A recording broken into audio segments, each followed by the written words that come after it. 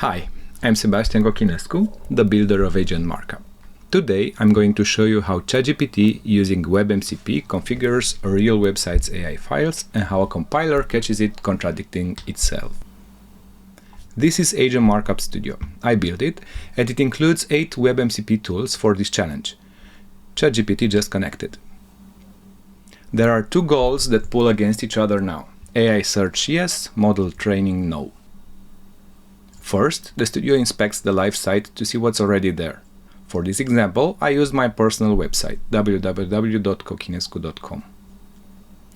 Then it edits the draft. The panels on the right update with each change. Everything the draft generates is compiled right in the browser by the same engine that published AgentMarkup npm packages used at build time.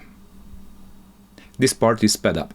The agent sets the crawler policy, curates 25 pages into llms.txt, and fills in the site identity.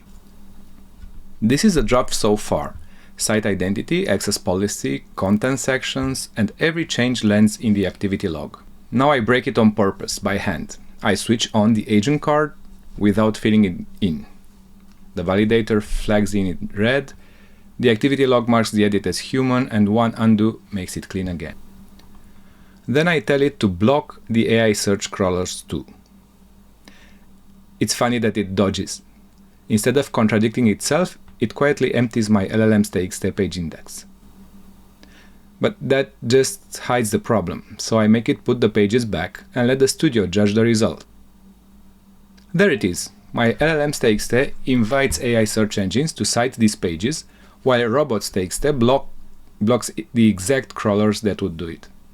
That's C1. C2 below it is the same clash with the Content-Signal header. The compiler caught both just by comparing files. Now I add one more prompt to fix the contradictions and keep training blocked. And boom! The findings go green. The whole setup exports as one file, agentmarkup.config.mjs. It goes into my repo with a one-liner adapter, and then at the next deploy we'll ship this policy. That's a wrap for AgentMarkup Studio. The agent does the work, the compiler keeps it deterministic and consistent. Try it at agentmarkup.dev/studio. Thanks for watching.